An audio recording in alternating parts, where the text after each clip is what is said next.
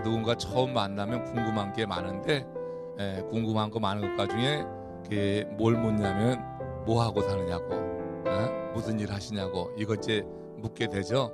사람이 뭐 하고 계시냐, 그 직업에 대해서 또 삶에 대해서 묻는 이유 가운데 하나가 사람의 가치, 그 사람에 대해서 어떻게 어느 정도를 대할까 하는 그런 마음이 우리들에게는 있어요. 그래서 그 직업을 따라서 판단하려고 하는 그런 인식이, 심리가 우리 가운데 있습니다. 그래서 사람들이 직업과 혹은 자기가 이룬 어떤 세상의 그 업적으로 자신이 가치 있는 존재임을 그렇게 보여주려고 우리가 이제 열심히 일하고 있는 것입니다. 그러나 성경은 그렇게 말하질 않아요. 성경에서는 우리가 얼마나 가치 있는 존재인가는 우리의 생업과 크게 관계가 없습니다. 하나님이 우리를 가치 있게 보시는 것은 우리가 하나님이 우리의 주인이라고, 나의 목자라고 그렇게 고백하기 때문에 하나님은 우리를 귀하게 보시는 줄로 믿습니다. 내 생업이 뭐냐, 내가 얼마나 많이 쌓아놓았느냐, 얼마나 성공했느냐, 이게 아니라 내가 정말 주님을 목자라고 부르는, 나의 주인이라고 부르는 그 고백을 가지고 우리를 가치 있게 본다고 하는 거예요. 그렇기 때문에 신앙생활 하면서 우리가 다른 사람의 인정을 받으려고 내 시간과 에너지를 그렇게 소비할 필요가 없을 것 같아요. 그럼에도 불구하고 우리가 인간이라 눈에 보이는 사람들에 대해서 신경 쓰이고 또 그들의 인정을 받기도 하려고 하는 그런 마음이 많이 있는 건 사실이지만, 정말 근본적으로 우리는 하나님과의 관계 안에서 내가 하나님을 목자라고 할 수 있다고 하면은 다른 사람의 인정 같은 것에 여러분 영향받아서 누구 때문에 시험 들고 누구 때문에 뭐 이렇게 마음에 상처받고 하는 것이 아니라 하나님이 나의 목자시니 내 삶을 이끌어 가신다고 하는 고백 속에서 스스로의 가치를 높게 여기시고, 왜? 하나님이 나의 목자니까, 목자 대신 내 하나님께서 내 삶을 그렇게 시시하게 두지 않을 거라고 하는 믿음 속에서 그렇게 살아갔으면 좋겠어요. 마태복음 6장 26절에서 바로 주님께서 이렇게 주신 말씀이 우리 하나님이 우리의 목자다, 그럼 목자인 우리 하나님이 우리 삶을 어떻게 그렇게 돌보시나 하는 것을 여기서 말씀한 거죠. 시작. 공중의 새를 보라. 심지도 않고 거두지도 않고 창고에 모아 들이지도 아니하되 너희 하늘 아버지께서 기르시나니 너희는 이것들보다 귀하지 아니하냐. 자, 여기서 너희 하늘 아버지께서 기르시지 아니하냐, 이게 뭐예요? 이게 목자가 양을 돌보는 그런 이제 표현이란 말이에요. 그래서 우리가 하나님을 목자다 이렇게 고백할 때, 그때 하나님께서 우리의 삶을 이렇게 귀하게 보신다.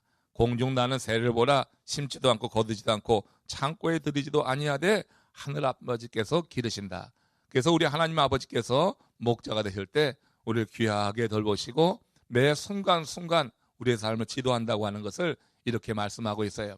그래서 우리가 세상 사람들이 나를 어떻게 인정해 줄 거냐보다 내가 하나님을 진정으로 목자라, 나의 주인이다 이렇게 고백하고 살아가는가, 이걸 더 귀하게 여기시고, 그렇게 내가 고백할 수 있다고 하면은 내 전 삶은 하나님께서 완전히 붙드시는 그런 삶이 된 줄로 믿습니다. 예전에 빌리 그레이엄 목사님과 동행하던, 그러면서 사역하던 킴 웍스라고 하는 재미 교포가 있었습니다. 여자분인데 시각 장애인입니다. 한국 전쟁 때 실명을 했습니다. 고아원에서 자라다가 참전 미군에 의해서 미국으로 입양 온 것입니다. 이분이 이제 오스트리아에서 성악을 전공하고 유명한 성악가가 된 이후에 빌리 그레이엄 전도단에 합류하게 되었고요. 거기서 이제 합류해 다니면서 거기서 간증을 하게 되었습니다. 그분의 간증 말미에 이런 고백이 꼭 들어갑니다. 사람들이 장님이 나를 인도할 때 저 100m 전방에 뭐가 있다고 말하지 않습니다. 단지 앞에 물이 있으니 건너뛰라고 하고 층계가 있으니 발을 올려놓으라고 그렇게 말할 뿐입니다. 이처럼 나는 나를 인도하시는 분을 믿고 한 걸음 한 걸음씩 나아갑니다. 이런 고백을 꼭 했다고 하는 거예요. 여러분, 이게 목자로 하나님을 인정하고 사는 사람들이 고백하는 그런 신앙의 고백이라고 하는 거예요. 하나님이 우리를 인도하는 방법이 그렇다고 하는 거예요. 멀리가 아니라 우리 하나님이 나의 목자가 될 때 목자와 양 사이에는 거리가 없어야 돼요. 목자와 양 사이에 거리가 멀리 떨어지면 이 양은 어떻게 돼요? 무리에서 떨어져 나가고, 그래서 어떻게 해요? 이 양이 위험에 처할 수 있는 거예요. 그래서 이 양들은 목자와 과리를 좁혀가면서 목자의 음성이 들릴 만한 곳에 앉아야지 돼. 목자의 음성이 들리는 거 가장 잘 들리는 게 이 앞줄이요. 저 뒷줄은 잘 안 들릴 수도 있어요. 그냥 무슨들이 하는 거야. 그래서 목자의 음성이 들릴 거리, 그러니까 목자의 음성이 들리는 거리, 이렇게 여러분 가까운 지근 거리에서 한 걸음 한 걸음 동행하신다. 우리가 목자, 하나님을 목자라고 고백할 때 바로 이제 그 사실을 인정하는 거죠. 이렇게 우리가 하나님을 목자라고 고백하는 사람을 하나님께서 귀하게 여기셔서 이런 식으로 지켜주신다고 하는 것. 우리가 여러분 이제 시편 23편에서 이 시인 다윗이 강조하는 게 바로 그것이에요. 그래서 이제 오늘 시편 23편 4절 말씀을 같이 공부하겠는데 23편 4절 1절 아닌 4절이에요. 여기 4절에 보면은 여기서 이제 매우 중요한 지금 목자로서 하나님을 고백하는 이 다윗 시인의 아름다운 고백입니다. 아름다운 신실한 하나님과 함께 하시는 그런 모습을 이렇게 표현했어요. 자, 같이 한번 읽습니다. 시작. 어디 갔어요? 1절로나 4절에 잘못됐어요. 시작. 내가 사망의 음침한 골짜기로 다닐지라도 해를 두려워하지 않을 것은 주께서 나와 함께 하심이라. 주의 지팡이와 막대기가 나를 안위하시나이다. 자, 우리가 지난 이제 2주 동안 1절 공부했고 이 3절 같이 나눴고요. 오늘 이제 이거 4절이에요. 23절 1절이 아니라.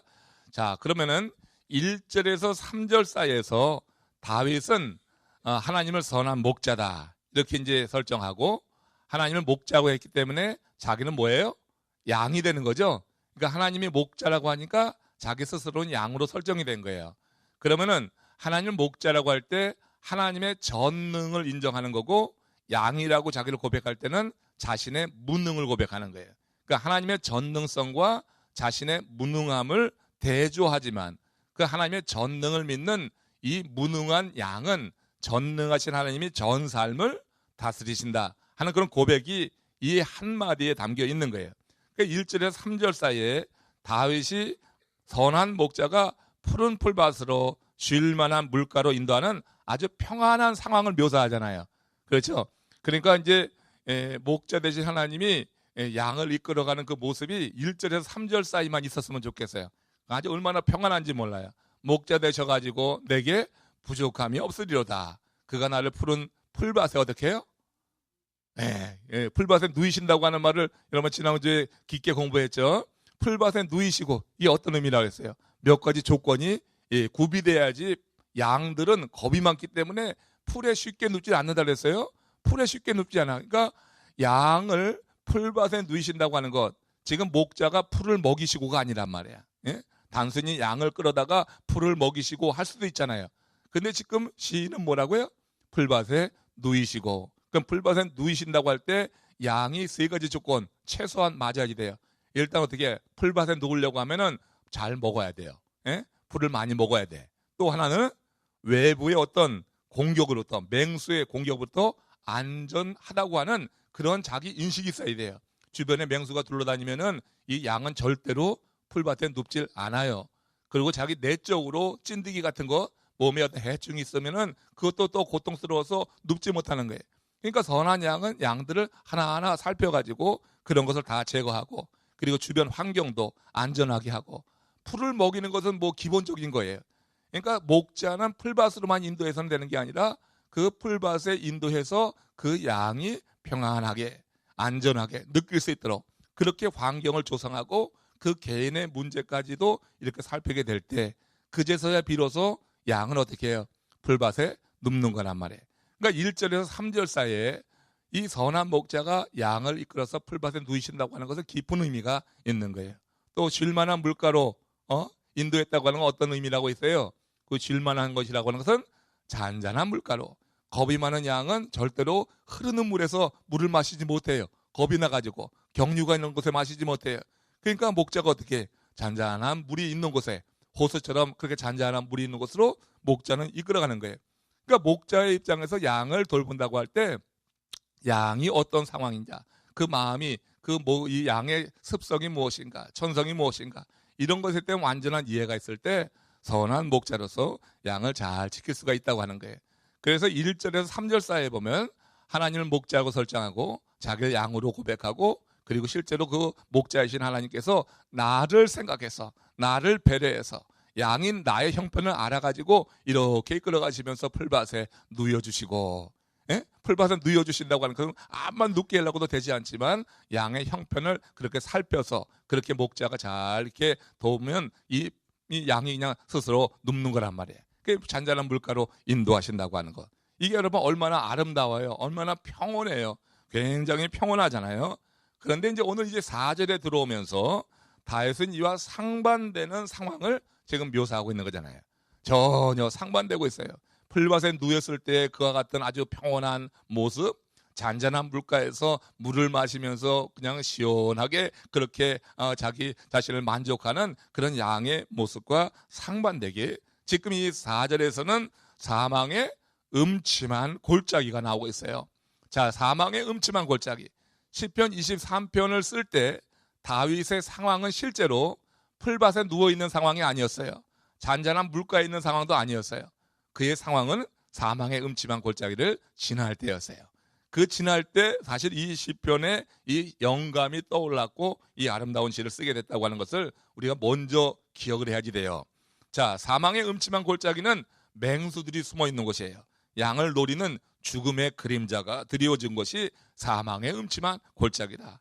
여기서 강조하는 것은 하나님은 그의 인생의 모든 상황에서 함께 하셨다고 하는 것을 지금 말하는 거예요.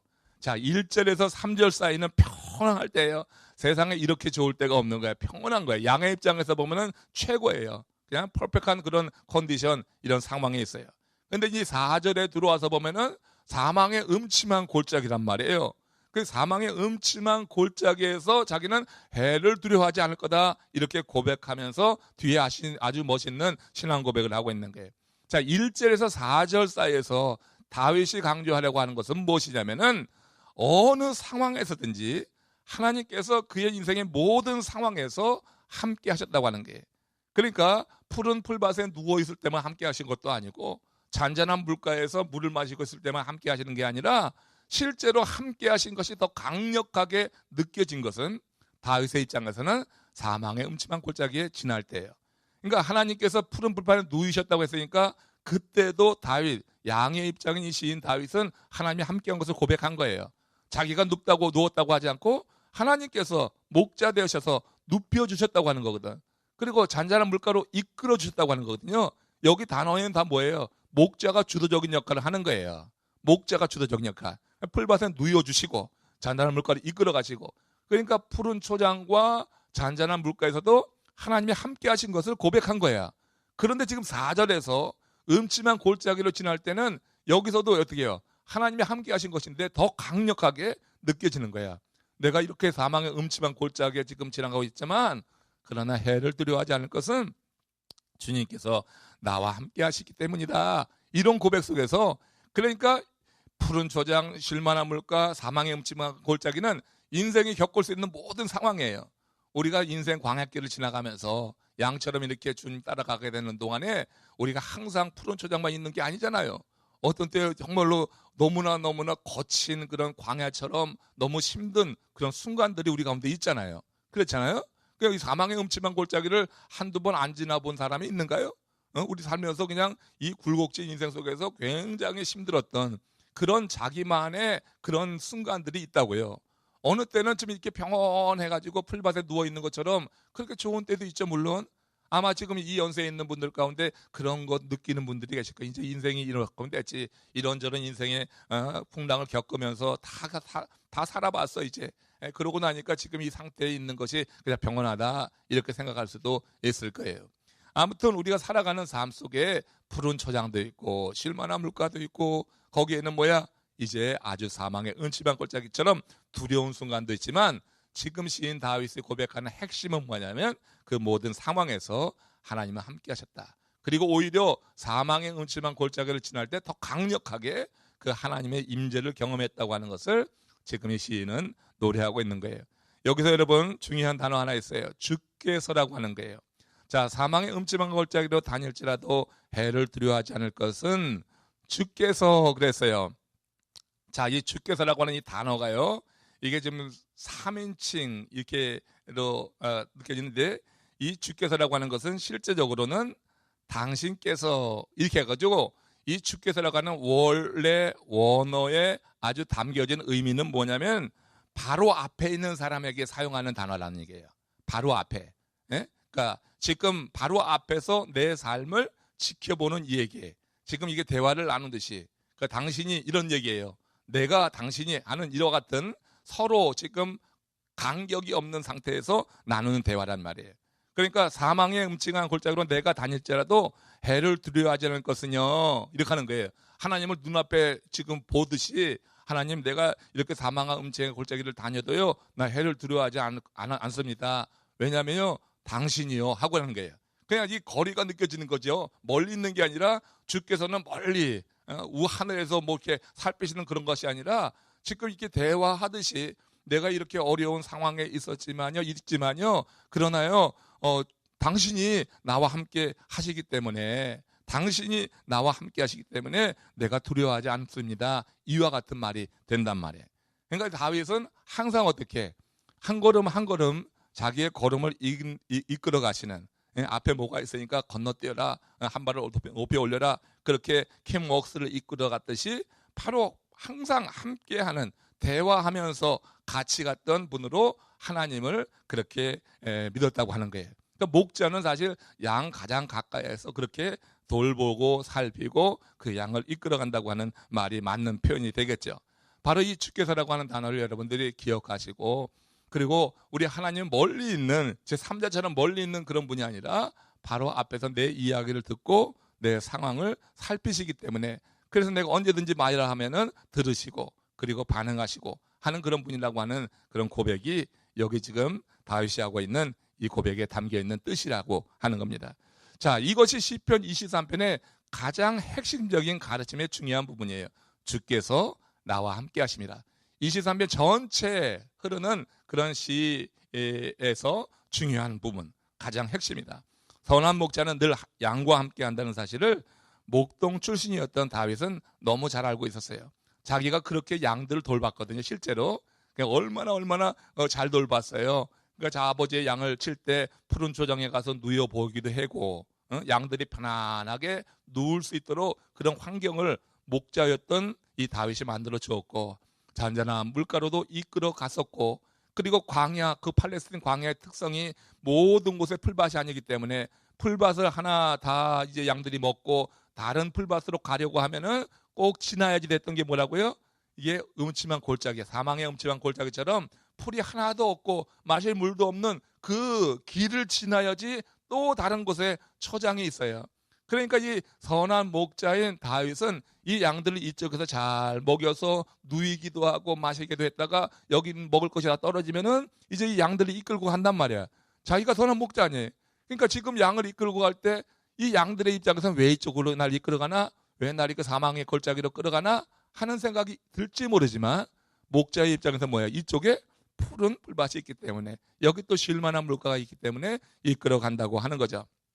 다윗은 자신이 목자였을 때 그 경험을 가지고 하나님, 당신은 목자입니다. 나는 양입니다. 그렇게 지금 고백하고 있는 거예요. 그러면서 하나님이 나를 이끌어 가는 것에 대해서 어떻게 해요? 양은 선한 목자를 따라왔던 양들이 실컷 먹고 쉴 수 있었던 것처럼 내가 주님을 그렇게 따라가게 될 때 하나님께서는 목자 되시니까 나를 그렇게 지키실 것입니다 하는 이런 고백을 하는 거예요. 그러니까 주께서 나와 함께 하신다고 하는 거, 푸른 초장에 있을 뿐만 아니라 이 사망의 음침한 골짜기를 지날 때에도 거기도 선한 목자가 같이 있는 거예요. 꼭 데리고 가는 거예요. 어디로? 이쪽에 있는 푸른 풀밭으로. 그러니까 주께서 나와 함께 한다고 하는 이 고백이 이 시편 23편의 전체에서 매우 핵심적인 그런 표현이 되는 것이라고 하는 것입니다. 여러분, 어떤 상황에서도 평안을 누릴 수 있도록 그렇게 지금 선한 목자는 양들과 함께 한다고 하는 것을 이렇게 고백하고 있는 거예요. 한편 4절의 표현은요, 지금 다윗이 1절에서 내게 부족함이 없으리로다 했던 것과 우리가 그냥 그 단어만 갖고 보면은 상충되는 것 같은 거예요. 내게 부족함이 없으리로다 이렇게 말했다고 하면은 내 삶은 항상 푸른 초장이 돼야지 되고, 내 삶은 항상 쉴만한 물가가 돼야지 돼요. 그런데 이 표현을 놓고 보면은 지금 이 다윗의 삶이 푸른 풀장에 누이셨다고 한다든지 쉴만한 물가로 인도했다고 하는 것은 그 전에는 푸른 풀밭이 아니었다고 하는 것을 전제로 그렇게 말하는 거예요.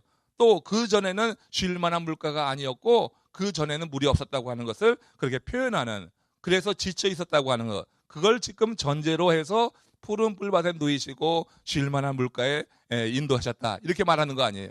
근데 지금 1절에서는 여호와가 나의 목자시니 부족함이 없을 것이다, 부족함이 없습니다 이렇게 말했는데, 그렇다고 하면은 이 푸른 풀장에 또 풀장이래, 내가 풀장 맞나? 푸른 풀밭에 푸른 풀밭에 그리고 쉴만한 물가에 이렇게 이끌어갔다고 하는 것, 그 전에는 그렇지 않다고 하는 것이 전제됐잖아. 그러니까 내게 부족함이 없다고 하는 말이 지금 맞지 않는 말 같이 이렇게 여겨질 수가 있지만, 그러나 지금 다시 한번 말씀드렸듯이 지금 여러분 이 다윗은 그렇게 푸른 풀밭과 푸른 풀밭 사이에 사망의 음침한 골짜기를 지난다 할지라도 이 사망의 음침한 골짜기를 지나면서 푸른 풀밭으로 간 거거든. 그러니까 이 사망의 음침한 골짜기를 지나갈 때는 부족한 것이 세상적으로는 많았을 거예요. 그렇지만 지금 다윗의 고백은 뭐예요? 그렇게 부족한 것이 많은 상황 속에서도 주께서 나와 함께 했기 때문에 나는 부족한 것으로 여기지 않았다 하는 그런 확실에 찬 고백이란 말이에요. 그러니까 이 푸른 이 사망의 음침한 골짜기에서 부족함이 없는 거야. 왜? 주께서 함께 했다고 하는 그 믿음이 그렇게 부족함 없도록 그 마음 가운데 그런 믿음을 줬단 말이에요. 그러니까 전 생애가 부족함 없다고 하는 것이 사실 맞는 거예요. 우리 신앙적으로 보면. 그럼 세상적으로 보면 그게 아니에요. 세상 사람들은 우리가 푸른 풀밭에 있을 때만 풍성한 거예요. 이 사망의 음침한 골짜기를 지날 때는 믿는 게 왜 저래? 이렇게 손가락질하는 거예요. 그러나 진실로 믿는 사람들, 진실로 하나님을 목자로 섬기는 사람들은 이 사망의 음침한 골짜기를 지나도 부족함이 없다고 말할 수 있어야 될 줄로 믿습니다. 그렇죠? 창조주 하나님이 나와 함께 한다고 하는 게, 목자 대신 선한 목자는 결국 내 삶을 푸른 풀장으로 이끌어 가시고 쉴만한 물가로 인도하신다고 하는 그런 확신이 있어요. 그래서 내게 부족함이 없다고 하는 것이 맞지만, 그러나 세상적으로 볼 때, 세상 사람들, 믿음 없는 사람들이 볼 때는 1절의 고백과 4절의 이 상황은 이 상반되는 거예요. 부족함이 없기 왜 부족함이 없어? 아니 사망의 음침한 골짜기에 지금 있는데 얼마나 부족한 게 많냐고. 세상에 얼마나 부족한 게 많아요. 사실 사망의 음침한 골짜기에 풀도 없고 물도 없고 그냥 보이는 것은 그냥 여러분 이 젓갈색의 그냥 그런 톤으로 돼 있는 광야밖에 안 보이는데 얼마나 부족한 게 많아요. 그렇죠? 그래서 1절과 4절은 세상적 관점으로 볼 때는 상충되지만, 우리가 정말 목자를, 우리 하나님을 참 선한 목자라고 고백하는 신실한 성도의 입장에서 보면 주께서 나와 함께하기 때문에, 그래서 내게 부족함이 없다고 하는 것이 정말 맞는 고백이에요. 그래서 이 4절에 나오는 저 핵심 단어, 주께서, 당신이 지금 나와 함께 있습니다. 멀리 있는 당신이 아니에요. 지금 내 삶에 같이 와 있는 당신이야. 예? 지금 나랑 같이 상황을 지금 같이 동행하고 있는 분이야. 그분이 함께 하시니까 내게 부족함이 없다, 이 고백을 하는 거예요. 또 영혼을 소생시켰다고 하는 그 표현 가운데서 이것도요, 부족함이 없는 사람이 뭐 죽었다가 살아나는 이 소생이라고 하는 것이 죽음과 방불한 상태에서 있다가 살아나는 것을 의미하니까 부족함이 없으리라고 하는 것과는 또 상반되는 거야. 그렇지만 다시 말하지만 그렇게 죽음과 방불하는 상황, 이 죽음의 골짜기에 있는 것 같다 할지라도 주께서 함께하기 때문에 부족함이 없다고 하는 같은 맥락에서의 이해를 우리가 할 수 있다고 하는 것입니다. 고린도후서 4장 8절에서 9절 말씀 한번 보세요. 고린도후서 4장 8절에서 9절. 자, 부족함이 없다고 하는 걸 바울은 이렇게 말했어요. 자, 이것도 바울도 사망의 음침한 골짜기 그 가운데서 경험한 그런 하나님을 이렇게 또 고백하고 있죠. 시작. 우리가 사방으로 우겨쌈을 당하여도 쌓이지 아니하며 답답한 일을 당하여도 낙심하지 아니하며 핍박을 받아도 버림받지 아니하며 거꾸리짐을 당하여도 망하지 아니한다. 이게 다윗의 고백이에요. 다윗이 하나님을 목자로 믿고 모든 것을 다 배설물로 여기고 오직 그리스도 아는 지식을 고상한 것으로 여겨서 오직 주만 바라본다 하고 나갔어요. 그러니까 그건 뭐예요? 하나님을, 예수 그리스도를 목자로 설정하고 자기는 양으로 본 거예요. 그래서 세상에 자랑스러웠던 모든 것을 다 내려놓았어요. 그것 가지고서는 주인을 못 쫓아간다 생각해서.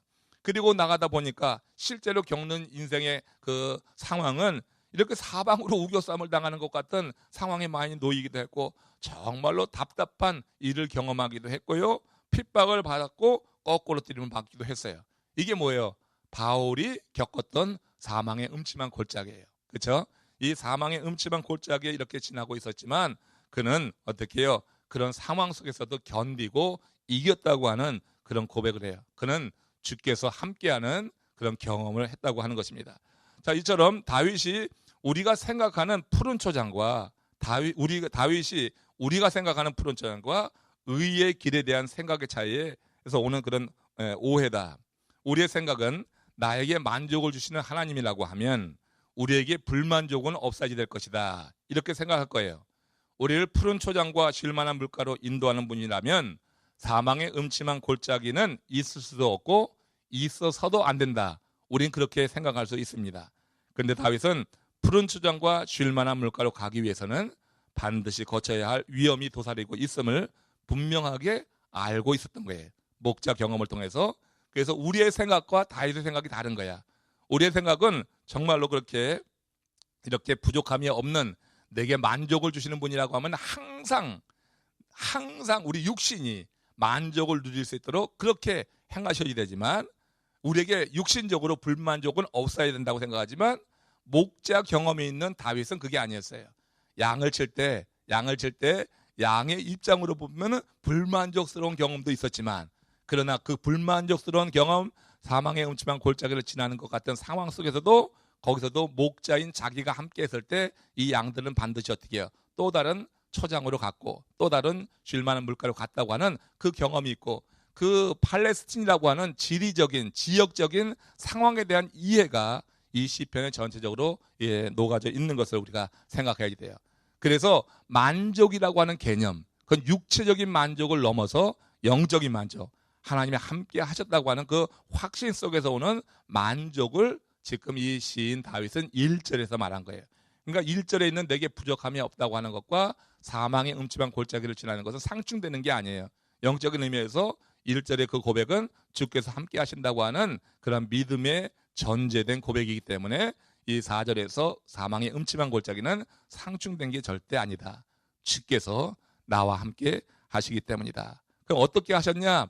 어떻게 이 다윗의 삶을 지키시고 함께 하셨는가? 거기서 이제 뭐라고 하냐면 목자의 지팡이 막대기가 나오는 거예요. 자, 오늘 이제 3절로 한번 다시 들어가서 보시면은 시편 23편 4절 거기 보면은 주께서 나와 함께 하심이라 하고 그 뒤에 있는 표현이 굉장히 또 한번 참고해 봐야 될 거예요. 오늘 여기까지만 합니다.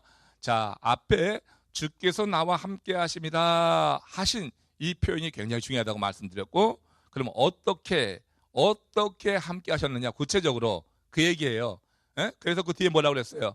주의 지팡이와 막대기가 나를 안위하시나이다. 자, 그래서 주의 지팡이와 막대기가 나를 안위하신다고 할 때 이 안위라고 하는 단어가 이제 핵심 단어예요. 이거 여러분 잘 살펴보시면은 이제 은혜가 될 수 있어요.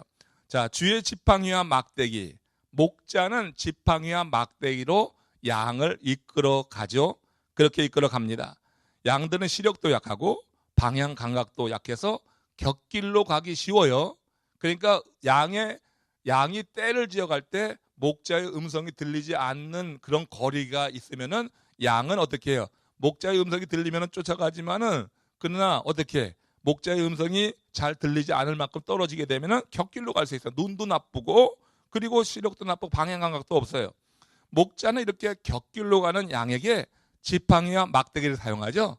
그렇죠? 곁길로 갔다가 낭떠러지에 떨어지면은 뭘 사용해요? 그때 지팡이를 사용하는 거예요. 지팡이는 뭐예요? 긴 지팡이인데 위에 모세의 지팡이처럼 이렇게 어떻게 커브가 되어 있는 거죠. 그래가지고 어떻게 해요? 낭떠러지에 떨어져 있는 양들을 그 지팡이로다가 목을 탁 걸어가지고 건져 올린단 말이에요. 끝이 둥근 지팡이, 무리에서 이탈해 나간 양의 목을 잡아 끌어올릴 때 사용된단 말이에요.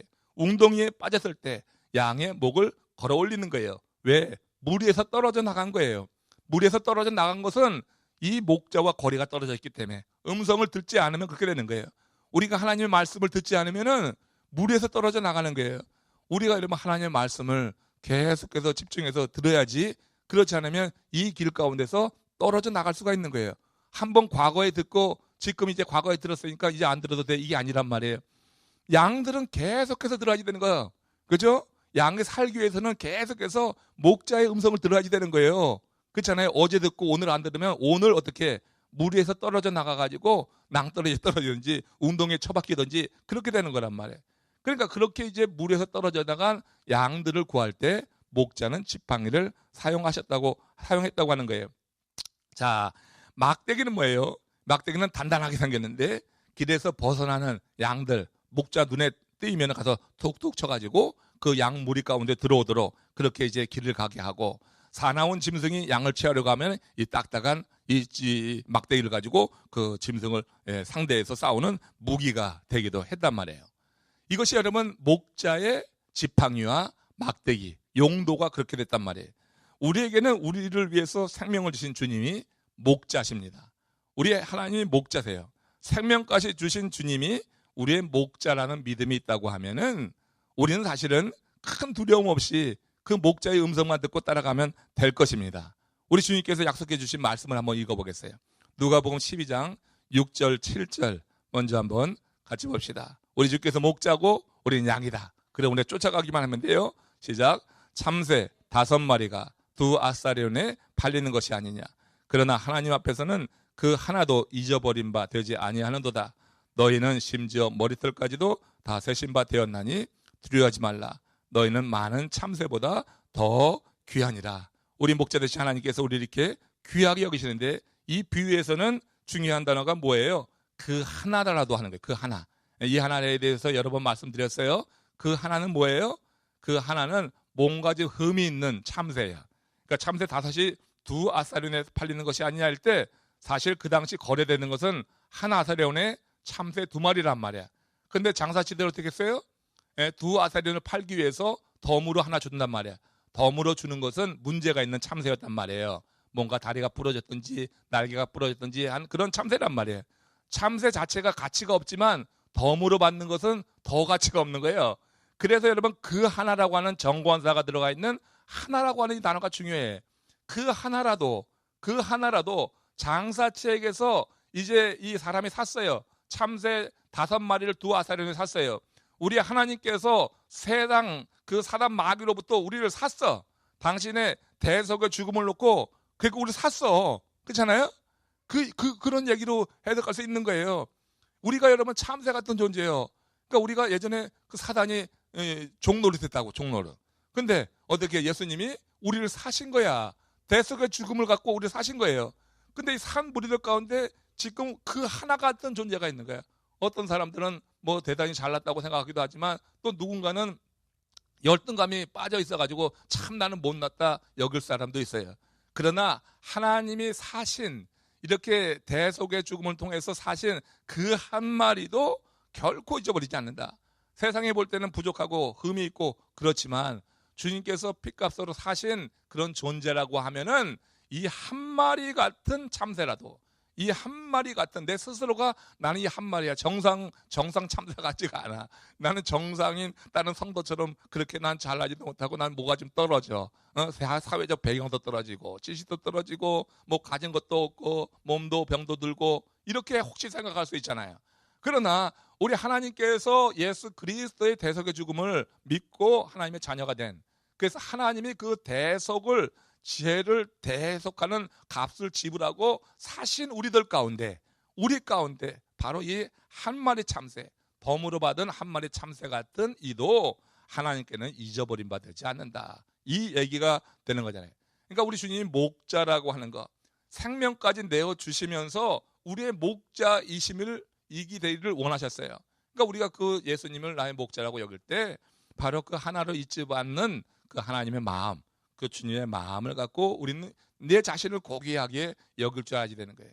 하늘 보좌 버리시고 이 땅에 오시는 성탄의 계절인데 오셔가지고 하신 일이 뭐냐면은 그 생명 버리시고 그 자리 버리시고 우리를 구원해 주신 거예요. 이게 신학적인 문제지만 이게 하나님의 은혜 가운데서 참 믿어지게 될 때 이 믿음이 우리를 견고하게 세우는 줄로 믿습니다. 그래서 그 하나라도 잊어버리지 마 되지 않는다. 목자 대신 예수 그리스도가 나를 위해서 대속의 죽음을 죽으셔서 내가 자녀 되었을 때 내 처지 형편과 상관없이 하나님 나를 기억하신다고 하는 게 여기 담겨 있는 그런 고백이에요. 주님이 목자라고 할 때 여러분 정말 주님이 목자라고 하면은 이런 고백 가운데서 인생을 정말 가치 있게 봐야 된다. 로마서 8장 38절에서 39절에서 바울이 그래서 이렇게 아주 자신의 삶에 대해서 고귀하게 여기면서 하나님의 사랑에 대해서 의심하지 않는 이런 모습을 봐요. 자, 시작. 내가 확신하노니 사망이나 생명이나 천사들이나 권세자들이나 현재일이나 장래일이나 능력이나 높음이나 기쁨이나 다른 어떤 피조물이라도 우리를 우리 주 그리스도 예수 안에 있는 하나님의 사랑에서 끊을 수 없느니라. 야, 이게 대단한 거예요. 내가 비록 그 참새 한 마리 같은 존재라 할지라도 나를 그리스도 안에 있는 하나님의 사랑에서 끊을 그런 세상에 일은 없다. 그렇죠? 여러분, 세상에서 우리 자신을 그렇게 볼 줄 알아야 돼. 그러니까 자만심을 갖자고 하는 게 아니라 하나님의 그 독생자 예수 그리스도의 대속의 죽음에 대해서 정말 여러분 가치를 둬야지 되는 거 아니에요? 그분의 죽음이 있어서 우리가 이렇게 가치 있는 존재가 되었다고 하는 거. 이걸 지금 이 바울은 세상 거 다 포기하고 그 관계에 들어간 것을 위해서 감사해서 하나님의 사랑을 정말 의심 없이 고백하는 정말 아름다운 그런 선언이라고 이게 볼 수가 있어요. 자, 그러나 우리가 기억해야 될 것이 하나 있어요. 그러나 기억할 것이 있어요. 우리의 가치가 이렇게 주의 대속의 죽음으로 그렇게 아주 고귀해지고 내가 사랑받는 존재이지만 기억해야 될 것, 시편 23편 4절과 겸해서 연결해서 기억할 것은 목자가 양을 위해서 생명까지 주면서 사랑하죠. 그렇죠? 그러니까 우리 목자가 우리를 위해서 생명까지 주면서 사랑했어요. 그러나 우리가 그 목자의 음성을 듣지 않고 따르지 않을 때는 다른 방법을 사용하는 거예요. 우리를 위해서 생명까지 주셨지만 우리가 주의 음성을 듣고 따르지 않으면은 그러면은 우리 하나님께서 다른 방법을 취하시는데, 목자가 곁길로 나가는 양, 이 곁길로 나가는 양은 뭐예요? 목자의 음성을 듣지 않기 때문에 곁길로 나가는 거예요. 그러니까 하나님의 음성을 듣지 않고 인생의 곁길로 나가는 양을 달래도 톡톡 쳐가지고 너 무리로 들어와 하고 톡톡 칠 때가 있어요. 예? 우리가 좀 곁길로 나가려고 할 때 이런저런 일들로 톡톡 쳐. 그러는데도 듣지 않으면은 목자가요, 선한 목자라고 하면은 그렇게도 듣지 않으면은 양의 다리를 부러뜨렸대요. 막대기로 다리를 부러뜨렸다는 거야. 다리가 부러지면은 못 가고, 그러니까 그 짊어지고라도 가는 거야. 다리를 부러뜨려 갖고 목자가 지고라도 그렇게 갔다고 하는 거예요. 버리지 않기 위해서. 왜냐하면 더 이상 마음대로 그렇게 가지 못하도록 하는 조치예요. 마음대로 가다가는 맹수에게 잡혀 먹이고 광야에서 그렇게 처절하게 죽는단 말이에요. 그러니까 맹수에게 잡혀 먹이고 광야에서 홀로 남아서 뒤처져서 죽는 것보다는 다리 하나 부러뜨려 가지고 목자가 힘이 들더라도 메고 가는 게 그게 양을 사랑하는 거 아니냐, 이 얘기예요. 그래서 여러분, 우리가 기억할 건 주님께서 우리의 목자 되셔요. 자기의 목숨까지 던지면서 사랑하였어요. 그러나 그 사랑을 가지고 우리가 하나님의 자녀가 되었을 때, 하나님의 음성을 듣지 않고 내 곁길로 내 마음대로 가려고 할 때 그 막대기를 가지고 다리를 부러뜨리는 거. 이 막대기가 짐승을 상대로 해야지 될 것이지만 양 무리 가운데 있는 이 양들이 곁길로 나갈 때는 양의 다리를 칠 수도 있는 거란 얘기예요. 그래서 이 대열에서 벗어나지 못하도록 하는 게 그게 선한 목자라고 하는 거예요. 우리가 맞을 때는 아프지만 사실 여러분, 맞았기 때문에 우리가 곁길로 나가지 않고 영혼이 파멸되지 않고, 맞았기 때문에 그 무리 가운데, 이 목자가 이끄는 무리 가운데 여전히 있는 경우가 있어요. 맞을 때는 아프고 맞을 때는 나를 사랑하지 않는다고 생각하는지 모르지만 둘러놓고 보면은, 지나놓고 보면은 맞았기 때문에 여기 있어가지고 그 하나님의 사랑을 어떻게 해요? 고백하는 거예요. 다윗의 고백이 바로 그런 고백이에요. 다윗의 고백이 지금 그런 고백이에요. 사무엘하 7장 14절 말씀 보세요. 시작. 나는 그 아비가 되고 그는 내 아들이 되리니 저가 만일 죄를 범하면 내가 사람 막대기와 인생 채찍으로 징계하려니와. 하나님께서 그 자녀가 된 이들이 죄를 범하고 말씀 듣지 않고 곁길로 나가면 사람 막대기 되는 거예요. 왜 곁길로 나가요? 하나님 음성 듣지 않고 누구 음성 들어요? 사람 목소리 들으면 사람 소리. 사람들이 외로우니까, 어떤 인간적인 외로움 갖고 사람들 찾아다니는 거예요. 그러니까 하나님 의지 않고 사람 의지하면은 그 내가 의지했던 그 사람에게 어떻게 해? 내가 배신을 당할 때가 있어요. 그 사람 때문에 아주 기가 막힌 일을 겪을 때가 있어요. 그게 사람 막대기예요. 그게 사람 막대기라고. 예? 우리가 여러분 의지하는 대상이 오히려 우리를 더욱더 어떻게 해를 줄 때, 그때 그건 사람 막대기로 우리를 지도하시는 하나님의 뜻이 담겨 있는 거예요. 인생 채찍으로 징계한단 말이에요.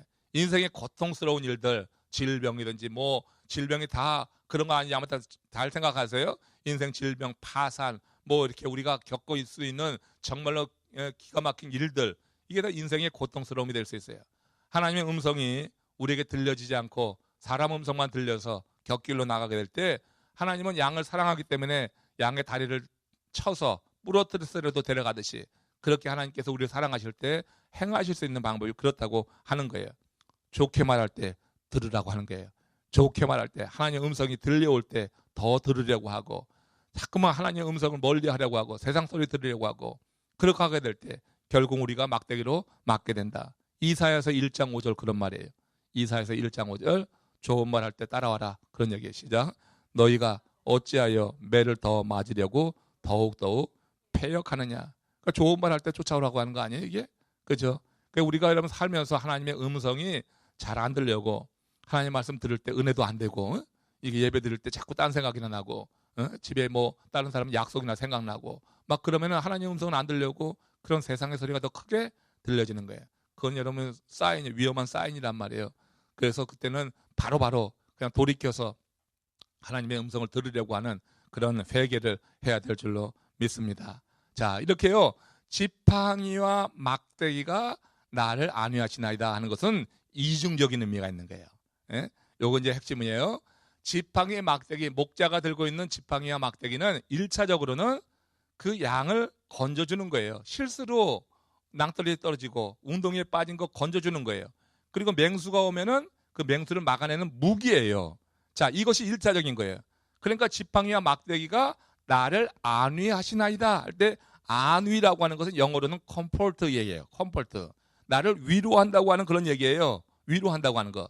근데 이 안위라고 사용된 위로한다고 하는 말의 히브리어는 뭐냐면 나캄이라고 하는, 나캄. 나캄이라고 하는 것의 원래적 의미는 지금 첫 번째 컴포트의 의미처럼 위로한다고 하는 게 있어. 근데 원래적 의미뿐만 아니라 이 나캄이라고 하는 것에 회개하도록 이끈다 하는 그런 뜻이 있어요. 나캄이. 그래가지고 이 나캄은 위로와 회개라고 하는 두 단어로 우리가 같이 봐야 돼요. 그래서 이 지팡이와 막대기가 나를 안위하시나이다 할 때, 안위하는 방법이 두 가지라요. 나를 직접적으로 위로하는 방법이 있고, 그리고 이 낙함이라고 하는 것이 나의 잘못된 행위를 회개시킴으로 말미암아서 내가 원래 자리로 있게 함으로 말미암아 나를 위로하는 방법이 있는 거예요. 그러니까 바로 위로할 때 막대기와 지팡이가 목자가 들고 있어가지고 이 외부의 적을 막아내고 내가 위험에 처했을 때 건져내는 것은 나를 직접 컴포트, 나를 위로하고 나를 지키는 거예요. 그런데 내가 격기에서 빠져나갈 때 이 막대기와 지팡이는 어떻게 해요? 다른 맹수를 치는 것이 아니라 나를 치는 도구로 사용하는 거야, 목자가. 예? 그러니까 이 낙함, 막대기와 지팡이가 나를 위로하시나이다 했을 때, 우리가 컴포트라고 하는, 나를 위로하고 위안한다고 하는 그런 좋은 의미, 육신적으로 좋은 의미만 있는 게 아니란 얘기예요. 내가 곁길로 나갈 때는 나를 치는 도구가 돼가지고 나로 하여금 육신적으로 아프게 하는 거예요. 나로 하여금 육신적으로 고통 가운데 빠뜨리게 하는 거예요.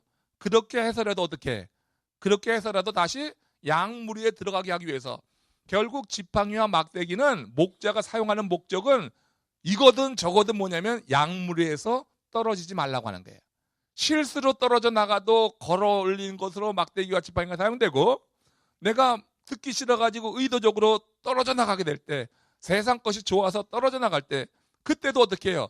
그때는 매 맞고 오는 거야, 매 맞고. 내가 실적 터지고, 그 다음에 오는 건 뭐냐면 다시 무리 가운데 들어들이기 위해서, 끌어들이기 위해서 목자는 지팡이와 막대기를 사용하는 거예요. 그래서 여기 낙함이라고 하는 거, 위로라, 이 안위라고 하는 것이 지팡이와 막대기가 나를 위로한다? 이게 무슨 말일까? 그렇게 많이 좀 생각하는 분들이 있을 거예요. 근데 지팡이와 막대기가 이렇게 내 육신적으로, 육신 바깥에서 나를 이렇게 막아주는 그와 같은 보호 역할도 하지만, 나를 이 내적으로, 육신적으로 고통스럽게 하면서 나를 또 보호하는 그런 역할이 두 가지가 다 있더라 하는 거예요. 하나의 실예를 보면은 용례, 창세기 37장 35절 말씀 보세요. 창세기 30장 35절 시작. 그의 모든 자녀가 위로하되. 이건 뭐예요? 낙함. 그의 자녀, 야곱의 자녀들이 위로했어요. 요셉을 잃어버렸을 때, 요셉이 이제 죽었다고 했을 때, 그때 이 야곱이 굉장히 상심했잖아. 그러니까 그의 모든 자녀가 위로하되. 그 다음에 뭐라 했어요? 그가 그 위로를 받지 아니하며 이르되 내가 슬퍼하며 하면서 쭉 내려갔어요. 그 아픈 마음을 표현했어요. 여기서 뭐냐면 그 모든 자녀가 위로할 때 낙함이에요. 위로하는 거예요. 위로. 여기서는 그냥 위로예요. 컴포트 하는 거예요. 마음 상한 일을 이렇게 위로해 주는 거예요. 그런데 사사기 21장 15절 말씀 보세요. 같이 있습니다. 백성들이 베냐민을 위하여 뉘우쳤으나, 이 뉘우쳤다고 하는 것도 같은 단어라고 하는 거예요. 약간 같은 단어란 말이에요. 여기서는 뭐냐면 회개했다고 하는 거예요. 회개했다고 하는 거예요. 위에서는 컴포트, 위로, 우리가 아는 그런 말인데 여기서는 어떻게 회개, 뉘우쳤다, 그런 단어를 쓴단 말이에요. 이렇게 성경에서 낙함이라고 하는 이 단어, 지팡이와 막대기가 나를 안위하시나이다 할 때 이 위로라고 하는 것은 이중적인 의미가 있는데 어떤 의미로 쓰이든지 결국은 어떻게 우리를 하나님의 그 백성으로, 하나님의 그 이끄시는 양무리 가운데로 계속 이끌어가기 위한 그와 같은 뜻이라고 하는 거예요. 무슨 말인지 아시죠? 예? 그러니까 여러분, 이건 다윗이 스스로 경험한 거야. 다윗이 양을 칠 때 그렇게 양무리를 낙함, 위로했어요. 예? 톡톡 쳐갖고 집어을 보내기도 하고, 정말 말 안 들으면 그냥 부러뜨려갖고 이 무리에서 떨어지지 않게 했어요. 근데 지금 하나님을 선한 목자라고 자기 양으로 했는데 자기 인생을 보니까 하나님께서 진짜 자기 인생도 지팡이와 막대기로 안위하신 거야. 예? 그 예를 한번 들어볼게요. 예를 보면은 이런 게 있어요. 여러분, 그는 힘들고 어려울 때 목자 하나님께서 지팡이와 막대기로 이끈 것으로 인해서 큰 위로를 받았어요. 사울 왕에게 쫓길 때 그때마다 주님께서 그를 불쌍히 여기셔서 위로해 주셨죠. 그 위로해 주시다가 어떻게까지 위로해 주시냐면 자기를 해치려고 하는 사울 왕의 아들 요나단을 보내가지고 그 죽음의 골짜기에서 그를 건져내셨어요. 그러니까 자기를 죽이려고 하는 사람의 아들이 자기를 구해줬으니까 그게 사울이 얼마나 악한 사람인 것을 더 드러낸 거죠. 그렇잖아요. 그러니까 그렇게 위로해 줬어요. 그러니까 다윗이 어려움에 처했을 때 실제로 보호해 주셨어. 어려움에 처했으면 딱 건져내셨단 말이에요. 그렇게 사경에서 딱 목을 걸어가지고 양을 건져내듯이 웅덩이에 빠져있는 자기를 하나님께서 턱 걸어내주신 거야. 요나단을 보내서 턱 걸어 올려줬어요. 얼마나 좋아요, 이거는. 그렇잖아요. 나를 보호해 주신다고 하는 의미. 반면에 다윗은 주의 지팡이와 막대기를 통하여서 자기의 죄를 깨닫게 하신 하나님 앞에 회개합니다. 하나님께서 자기에게 이 막대기 가지고 치셔가지고 아프게 해가지고 회개케 해가지고 다시 하나님의 양무리로 들어가서 이제 그렇게 하나님을 더 바라게 하는 그런 사건이 있었어요. 그게 대표적인 게 바세바와 불륜이에요. 매를 맞고 회개하고 마음 아팠잖아요. 압살롬 이야기예요. 압살롬 아들이 자기를 반역했어요. 자기의 죄로 인한 것이라고 그때 다윗은 고백했어요. 그래서 자기를 조롱하는 그런 사울의 그 졸개들이 막 조롱할 때 다윗의 그 신하들이 가서 저를 잡아다가 어떻게 능지처참을 할까요? 했을 때 그러지 말아라. 하나님께서 저들의 입을 통하여서 지금 나를 조롱하시는 것이다. 내가 죄를 지었기 때문에 하나님이 나를 조롱하시는 거니 나를 조롱하도록 그냥 둬라 그랬어요. 그렇게 여러분, 다윗은 자기에게 어떤 어려움이 오고 고난이 오고 정말 많은 시험이 왔을 때 그걸 하나님을 향하여서 어떤 불만한 게 아니었어요. 그때 정신을 차린 거예요. 하나님께서 나를 나를 위로하시는구나.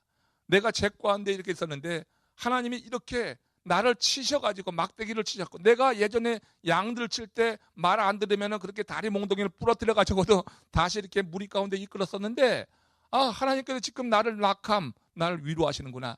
그래서 이런 4절 말씀이 위대한 거예요. 이게 하나님께서 사망의 음침한 골짜기를 지나게 될 때 지팡이와 나를, 주께서 나와 함께 한다고 하는 증거가 뭐냐면 지팡이와 막대기로 나를 안위라는 거, 좋게 날 그냥 위로만 하고 좋은 말만 하는 게 아니라 실제로 내가 잘못됐을 때는 크게 책망하면서 그렇게 날 이끌었다고 하는 이와 같은 이중적인 의미가 있는 거예요. 그러니까 모든 상황에서 다윗은 이렇게 위로라고 하는 것을 그런 차원에서 이해하니까 모든 상황에서 사실은 이 다윗이 주님과 함께하면서 그런 평안함을 누릴 수 있었다고 하는 고백을 시편 23편에서 지금 하고 있다고 볼 수 있어요.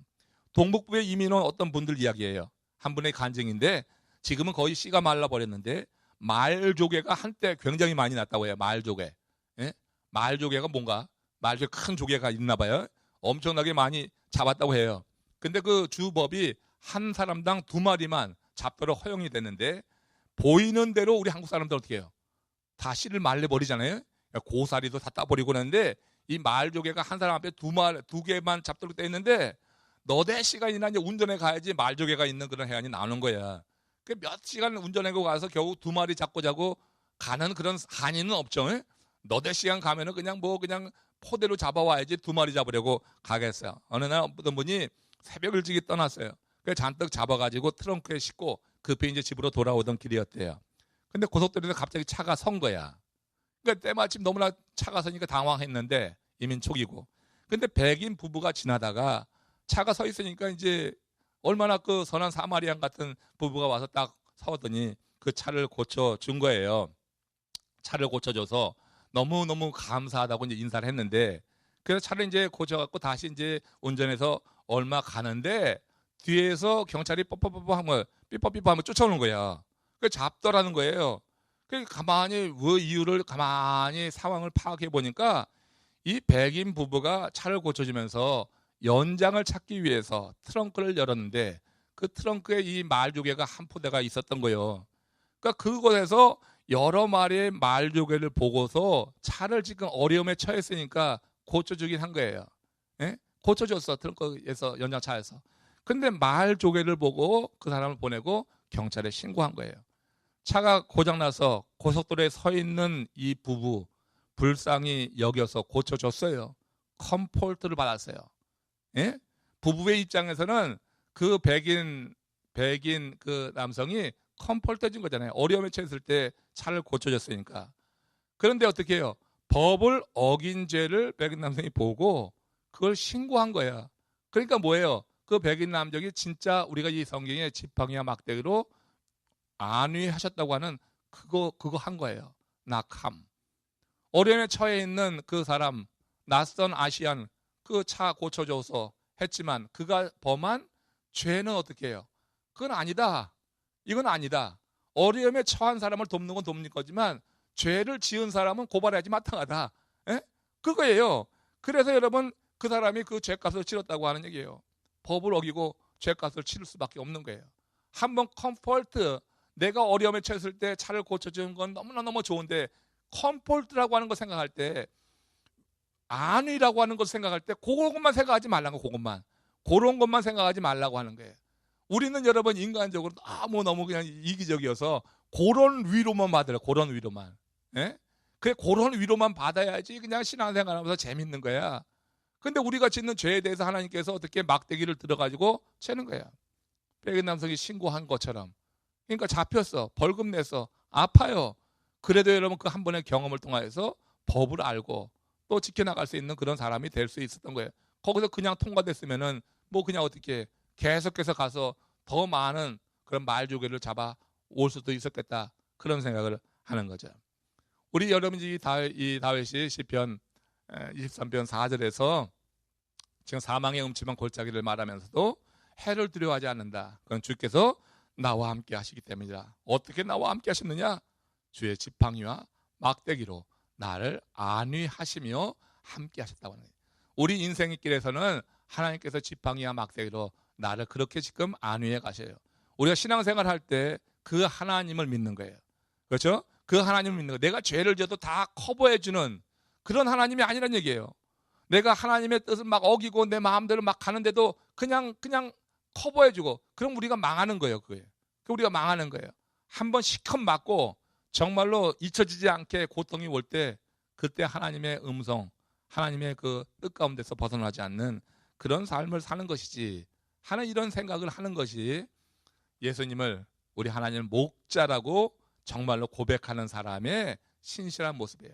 목자라고 고백하면서 그냥 이 좋은 쪽에서의 위안만 안위만 받으려고 하고 막대기로 치는 그 하나님에 대해서는 그냥 싫어하고 그러면은 사실 그 목자가 아니야. 내가 마음대로 조종하는 그냥 어떤 그냥 지니 같은 존재지. 지니 같은 존재. 큰 힘을 갖고 있는 지니 같은 존재지. 우리 하나님은 그런 분이 아니에요. 하나님 우리의 목자가 되셔서 우리의 삶을 그렇게 지키시고, 그래서 이 다윗은 그렇게 안위를 생각하니까, 그렇게 하나님이 나를 안위해 주셨다고 생각하니까 푸른 풀밭에서도, 거기서도 하나님이 함께 하신 것으로 인해서 만족했고, 쉴만한 물가에서도, 그리고 더 나아가서는 사망의 음침한 골짜기에서도 하나님이 나와 함께 하시며 안위했다고 하는 이 마음 가운데서 평안한 마음을 가질 수가 있었다고 하는 게, 그래서 사람이요, 평안함 가운데 거하는 것과 평안한 환경에 거하는 것은 다른 거예요.